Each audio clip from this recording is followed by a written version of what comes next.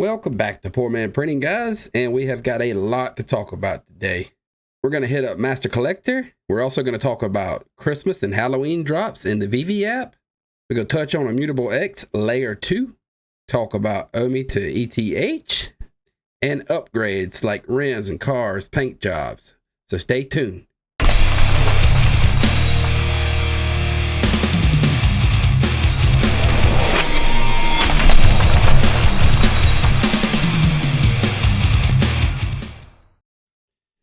What's going on, guys? This video was uploaded yesterday because I got to spend some of that quality time with the wife on Sunday. So let's just get straight into the beer of the day.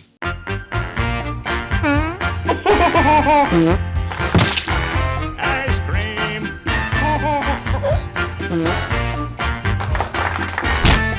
Oh my God!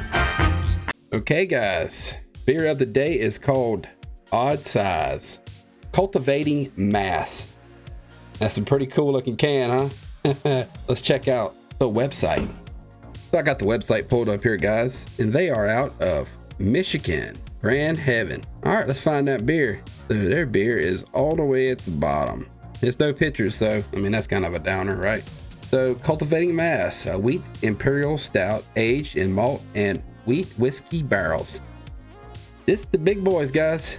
11.3%. Let's hope I make it through the video. Let's pour. Oh, it's a real dark beer, guys. Ooh. Oh yeah, that's like a Guinness. Okay, so we got a lot to talk about, guys. We're just gonna go straight into it. Look at it, man. It's just the foam is just sitting there.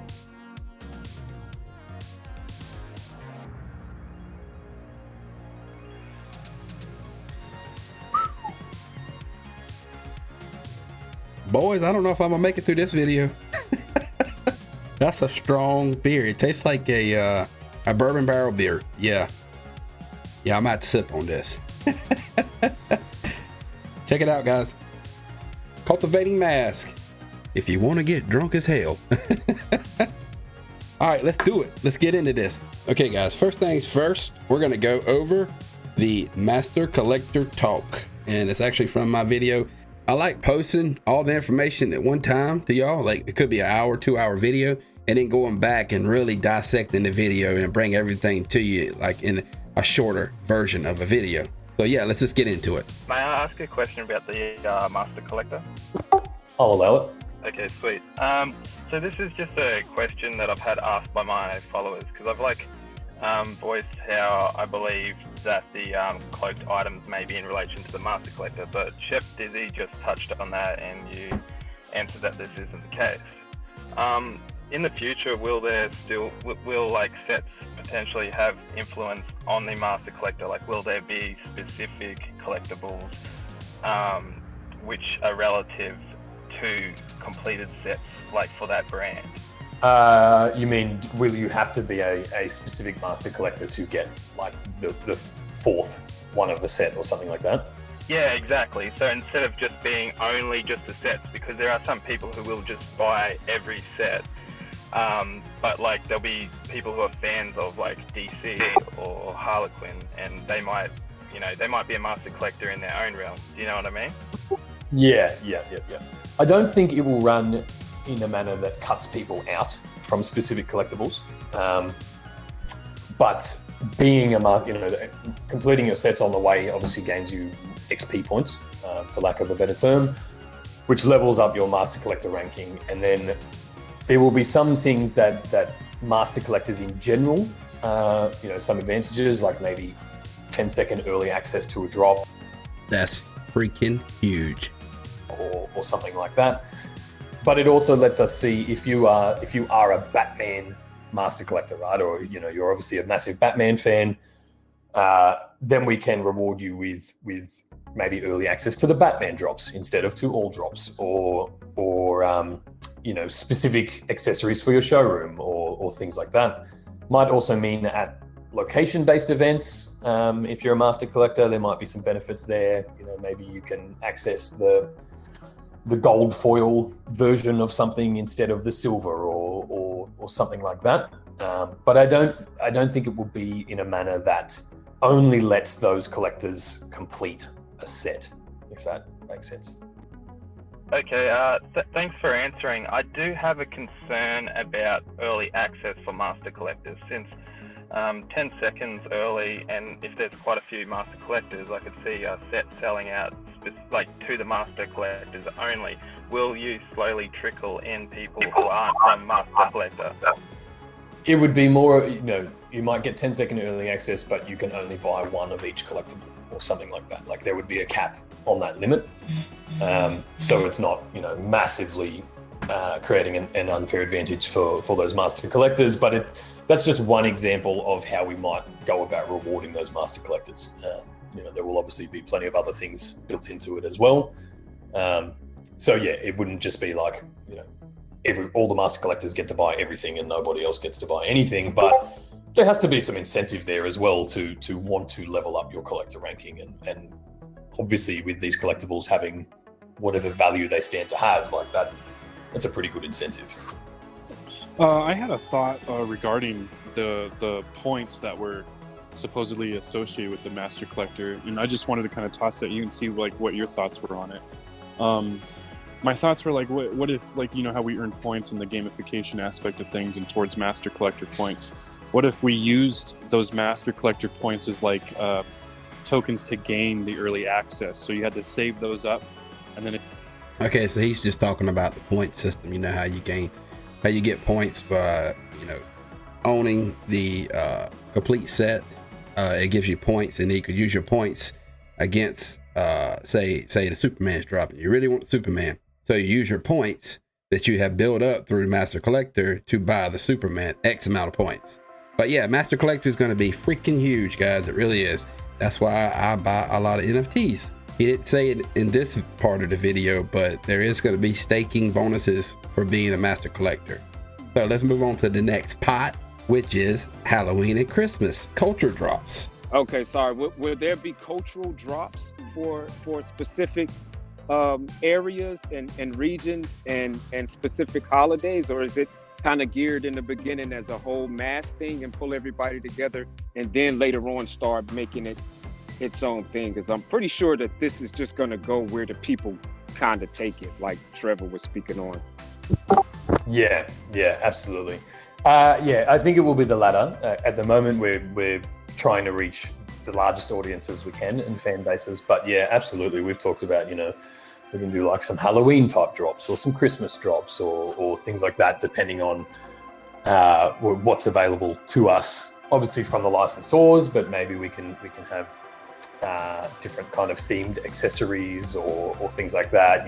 Maybe around Christmas time, you can add some Christmas lights and trees and decorations to your showrooms. And See, this is huge, guys, because in World of Warcraft, we have seasons in World of Warcraft, and you have special quests that you need to get. You don't have to get it done, but people do it because it's special quests throughout the year, and you get this achievement if you get everything done within that year. Christmas, Halloween, Thanksgiving, get all this stuff done, and you get like a special mount.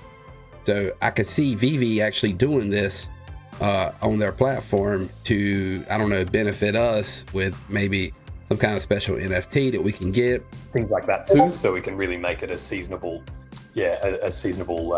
feature, I guess, is probably the best way to put that. So I think it's definitely on the cards. We've discussed it for sure, but it's not at the moment. We're trying to get the initial impact and attract the users, and then we'll branch into more specific things like that too. Okay, so yeah, that is the Christmas, Halloween, Thanksgiving talk.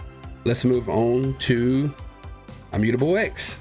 Did anyone go as far as looking into Starkware, the ZK roll-ups? Do you guys understand that side of the technology, or does that get a bit too deep? I would like to hear a little bit more about that. I was reading a little bit about it. I got out of crypto for a little while and missed out on all the kind of layer 2 wave. So yeah, I would definitely like to learn more about that, especially when it pertains to that. Yeah, sure.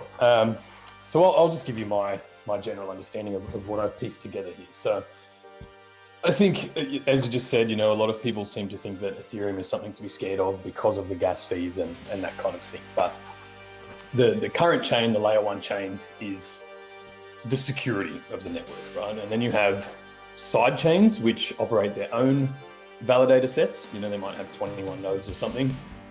And that's actually kind of how Polygon or Matic operates, right? But because they've decided to integrate with Ethereum and support the network instead of try to run against it like a Binance chain, you know, they're very much supported in the ecosystem.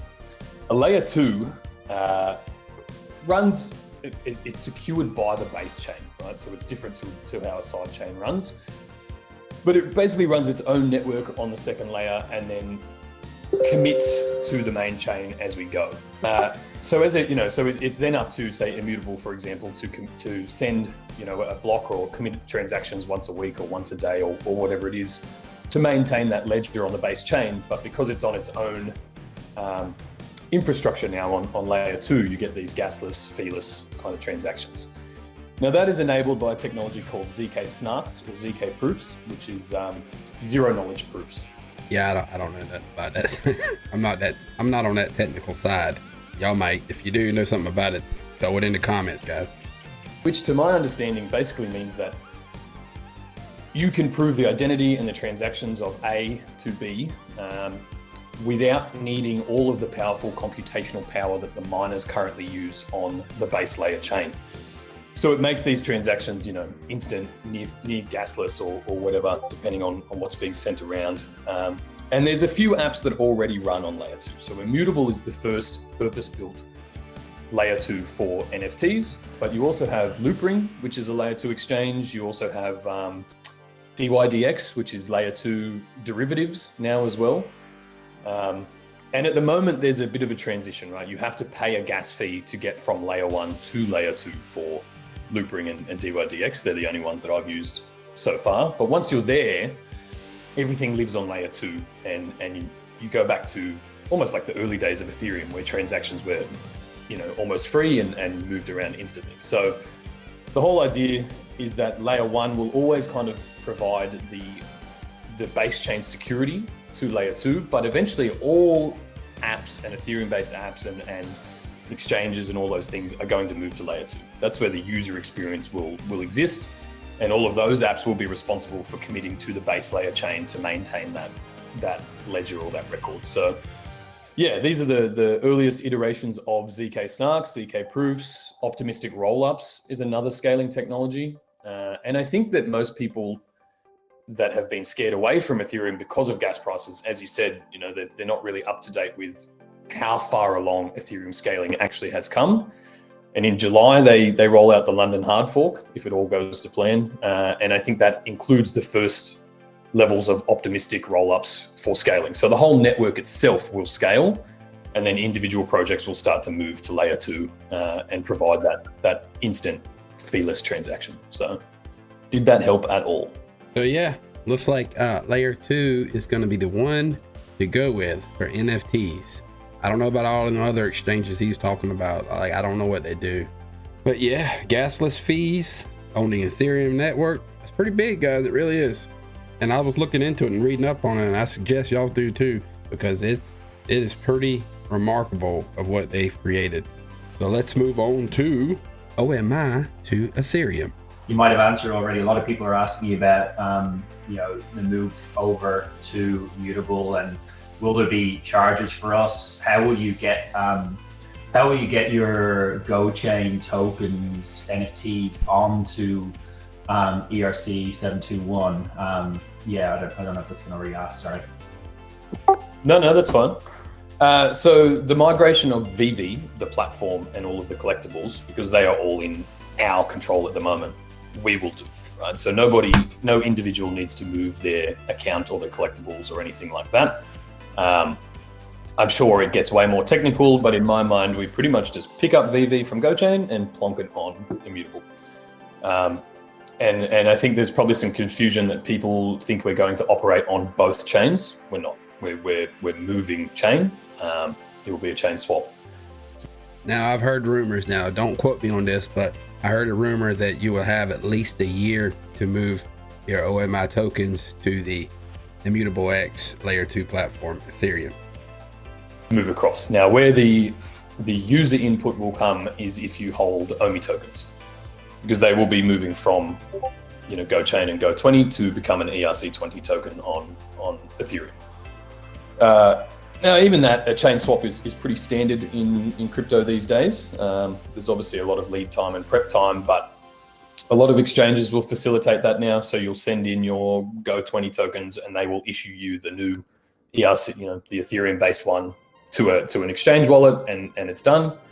I imagine we will also set up a swap site similar to the wrapping OMI site, where you would send in your tokens. They would be burnt, presumably, and mint you the new ones on the Ethereum side. And then you're good to go. You can use any ERC20 wallet, which is every wallet. So just to let y'all know that they're not doing it right now. So if you see some kind of website that you clicked on, or you're looking for how to swap it over to Immutable X, there is nothing right now. Do not do nothing. Don't lose your tokens, guys. Don't be scammed. I'll actually make a video on it when he actually gives the instructions on how to do it. Okay.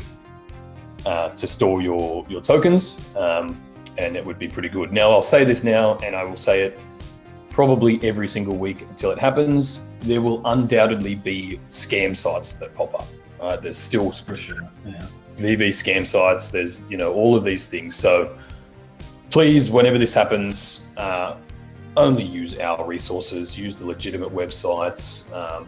Click through our stuff. Don't go just Googling it and click the first thing that pops up, because that's how people get caught out with these things. But when the migration happens, and look, it's not happening this week.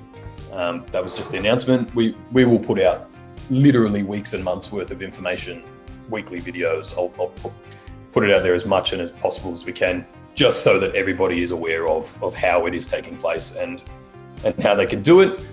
Another question I've had recently, how long will we have to do it? And plenty of time. We know that a lot of people aren't as plugged into the ecosystem as we are every day. So it's not like there's going to be 1 week where if you don't swap, you lose. So that will be open probably for 12 months or something like that, just so that everybody has the time to move their stuff across. Interesting, thanks. So it will be a combination maybe of the exchanges and a swap site. Shout out to Cavell, because he said that, and I wasn't aware of the exchanges helping in that process. But Reese, there will be some form of gas involved in this at some stage, right? So who's going to cover that? Good question. Yeah, so it will depend on how it's all run more than anything. So from GoChain to the exchange, or into the swap site, as we all know, GoChain is very minimal. I'll have to find out the tech side. I'm assuming it's the exchange doing it, they'll facilitate it, or we give them a pool, I guess, to pull from. If it's a swap site, there might be a minting, like you might need gas to mint on the other side, but I'm actually not 100% sure on that. Once you're on Ethereum, if we can transition from that straight to layer 2, which I think is the case with Immutable, because they help with more than just NFTs, well, then the gas will be probably the same as what it would cost you on GoChain. It would be fractions of a cent or pretty minimal as an expense. That's good. Yeah, cool. Well, yeah, because I did a bit of research last night, and if it's on Immutable, there's basically no gas fees. But I think it's then if we want to take it off Immutable at some stage, there would be some sort of fee there if we wanted to move it, I don't know, off platform or into somewhere else, like a rare room or something like that, I guess. Yeah, you're talking about the collectibles themselves, right? Not the OMI token? Yeah. So as I mentioned before, eventually everything moves to layer 2. All of these apps move to layer 2, and so everything becomes this kind of gasless, feeless, transactional ecosystem. Where it would cost you, right now, if you want to move from layer 1 to layer 2 for an exchange or something, you pay a gas fee to move your tokens to layer 2. And once you're there, it's pretty well free to move around. It would depend as to where you are moving your collectibles. If you wanted to move them back to layer 1 for some reason, but see, that's cool. I mean, I'm not going to move my NFTs anywhere, because I'm just leaving on the Veve. I mean, you got the Veve first, you got land coming and everything, but like say OpenSeas, they're going to layer 2 Immutable. So we would be able to transfer our NFTs back and forth for free. No gas fees. I mean, yeah, that's great, man. There won't really be a need to in the next few months, right? OpenSea and those marketplaces will all open layer 2 capabilities as well. Arbitrum is another one integrating layer 2. I think they're due to launch in the next couple of weeks as an exchange infrastructure. So, before long, and realistically, probably by the time the migration has fully taken place, I don't think there's going to be a need to send your collectibles back to layer 1 for any particular reason. Pretty much he's just saying that everything's going to be on layer 2 because no gas fees. I mean, it's brilliant. Anything. For sure. Yeah, that's what Vitalik said, wasn't he? He was like, pretty much, the whole Ethereum ecosystem will likely be on rollups, which that's what Immutable is. Correct. In the near to midterm future. Yeah, that's exactly right. So I think that happens sooner than many people think. And fundamentally, like, projects that don't move to layer 2 are going to fall behind. So it's in everybody's best interest to make that transition as well. Yeah, there you go. Owe me to Immutable X and NFTs on layer 2. Yeah, that's pretty big. Let's move on to upgrades, my favorite. A couple of videos back, we heard Dan talk about collectibles and having accessories added to them later in the future. And a video he did a year ago where you was interviewing him, which was the first one that I actually saw, he spoke on it briefly. And I kind of wanted to touch and ask on that. These accessories, like the Superman cape or a different accessory, Batman, a Batarang or something like this, will these be a series specific thing, or do y'all have the ability to add them to existing collectibles that we have? Like Al Ritmo end up with a gold chain or something like that. I mean, just something silly. Yeah. I don't think it'll be like a release like we drop the collectibles, because there'll be accessories. Like when the accessories start to roll out, it'll be a separate part of the store, right? I think there's somewhere in the app, I've seen some images floating around where you can already kind of see that they're coming. But you might go to the Veve store and it'll have collectibles and accessories as a separate option, and then you can scroll through those.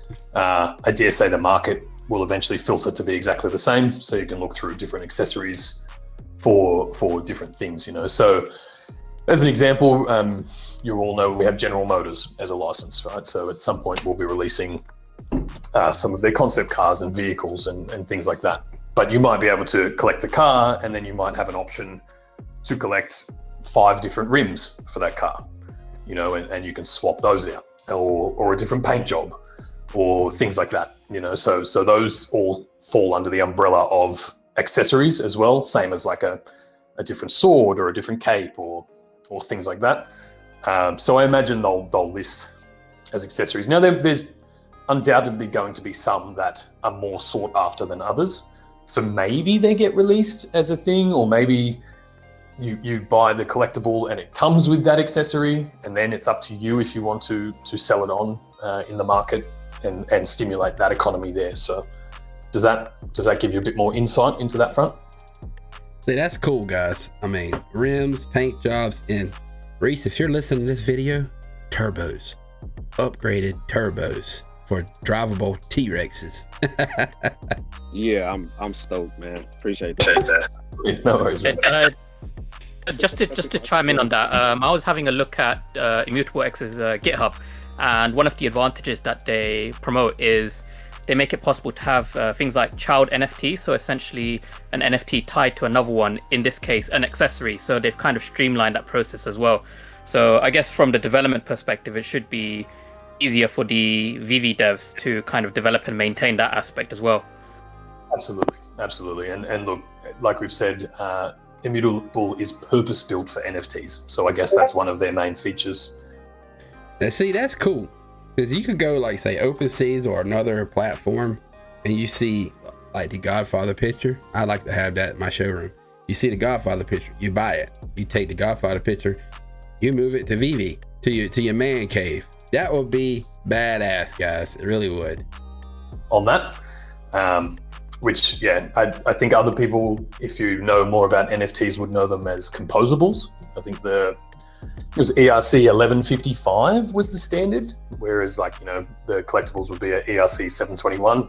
But that would be, you add the sword or the cape, and then it's, as you just said, Kay, it's owned by that collectible, and then you can sell the whole thing on, or maybe you can break it down again and sell the individual parts, or swap them out between your collectibles, things like that. So this whole thing, like, we're so early.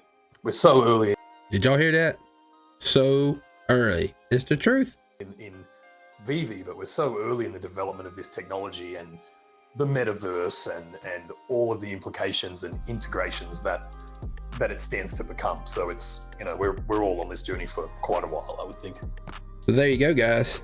Upgrades. I mean, I think that's the best part of the game. I mean, just like I said, like World of Warcraft, you get a sword from season 1 or whatever, or patch 1, and then the next sword comes out, it's got better stats on it, you upgrade it. I mean, or you can get, your armor. Upgrades is what makes a game the best, in my opinion. So yeah, let's move on to what the app can actually hold right now. In the recent past, we had scalability issues with the app. And we heard you guys mention before that you weren't quite confident that the app could handle a mass adoption, and marketing and promotion was being held off until your confidence, I guess, within the app's performance could handle that kind of thing.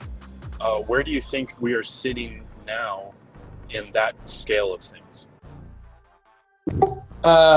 Pretty good. Yeah, most of I'm sure you guys have noticed week on week the drops have just performed better and better. The devs aren't really taking the back end down very often these days, but whenever they do, the speed of the app in general seems to increase exponentially. I think some of our devs are just working full time on scaling now as well, and making sure that moving forward, as we do adopt new users, that the app can keep up with that. So no, I mean, fundamentally, we're in the best position we've been in this entire time. And I think that we are confident that the app will handle, we could probably double the user base comfortably from here. So, and then we'll, the scaling thing is an ongoing thing, right? It's not like we just got to this point now and now we've scaled up to accommodate 10 million users or something. That will continue to increase as we do. But thanks to all the refactoring and re-engineering of the app and all the systems, those updates are much easier to make now. So we can, scale out on the fly if we need to. And to, the app in its current iteration is just much more user-friendly and much more optimized to handle larger user bases. So. And that's true. I mean, the last 2 drops has been flawless for me, even though I didn't get an ultra rare. But we know why. It's a really good beer. It really is. I like bourbon barrels though, so 1 beer is equal to about 4. There you go, guys. We talked about Master Collector. We talked about Halloween drops, Christmas drops, Thanksgiving drops, what they can do, changing stuff up. We also talked about Immutable X. We talked about OMI to Ethereum. And we talked about my favorite upgrades in the game. I mean, I love upgrades. I really do. And then Reese talks about what the app can handle right now. So it's looking like, they can handle double the capacity of it right now. So are we going to 600K? Time can only tell, right? But that's it, guys. So, hey, you're not due date. This is a little boy. Poor man, friend.